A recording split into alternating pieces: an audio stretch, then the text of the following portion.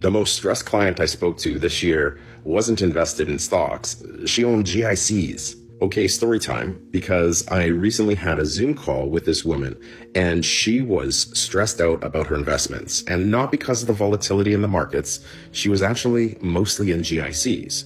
So quick context, she's retired in her 70s and very conservative when it comes to investments and has almost about $1 million in GICs. And she was seriously stressed because she saw some recent headlines about potential bank foreclosures.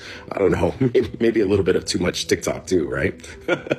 Anyhow, so she asked, if her bank goes belly up, is her $1 million GIC safe, or is it only insured for a certain amount? And she was wondering if she misunderstood that. And I confirmed that she did not misunderstand that, and she was indeed right. You see, in Canada, deposits protect only about $100,000 per category per bank. So to fully cover $1 million, you would need 10 different banks. 10 different renewals, and then you would have 10 different rate negotiations. And those negotiations are probably not going to be as favorable if it's only for $100,000 versus 1 million.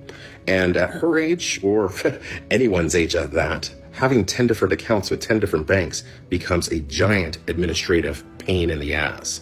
And I could see the wheels turning in her eyes because my answer, it was obviously not favorable. So she then asked if there are any other options like GICs that actually have more protection or guarantees. So I introduced her into something that she had not heard of before. I introduced her to GIAs, or general accounts. So if you've never heard of a GIA before, let me explain it quickly. It's similar to a GIC in that it is not a market investment.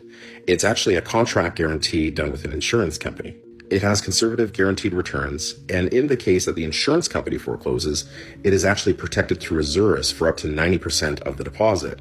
So that's about $900K in her case. And using a GIA is going to be one contract, not 10. Now, on top of that, it also potentially protects you from creditors. And when you pass away, it bypasses probate, and you can have private settlement with it. Now, you can probably guess the direction that she's going to go with all this, because when you are in a situation like hers, it's no longer about aggressive gains and returns that are important, but more so guarantees and peace of mind. So if you heard yourself in this story and are holding a large GIC balance and you want to learn more about this, then put the word GIA in the comments or send me a DM and let's connect.